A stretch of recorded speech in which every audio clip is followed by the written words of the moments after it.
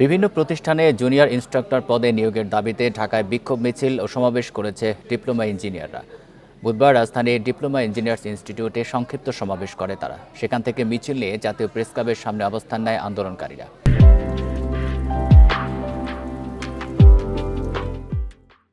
বক্তারা দাবি করেন, শিক্ষা প্রতিষ্ঠানে শূন্যপদ থাকলেও সেখানে নিয়োগ পাচ্ছেন না তারা।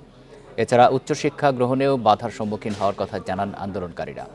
এসব সমস্যার সমাধানে শিক্ষামন্ত্রী বরাবর স্মারকলিপি দিয়েছে তারা। দাবি পূরণ না হলে লাগাতার আন্দোলনের হুঁশিয়ারি দেন ডিপ্লোমা ইঞ্জিনিয়াররা। যে আমরা ডিপ্লোমা ইঞ্জিনিয়ারিং 4 বছর কোর্স করার পরে যাতে আমাদের একটা কর্মসংস্থানের ব্যবস্থা হয়, আমরা যাতে চাকরি করতে পারি। সরকার আমাদেরকে অনেক সুযোগ সুবিধা দিছে, কিন্তু অনেক সিন্ডিকেটের কারণে আমরা সেগুলো পাচ্ছি না। কারিগরি আমলারা এটা কিছুতে হতে দিচ্ছে না, এজন্য আমরা এর প্রতিবাদ করতে আসছি।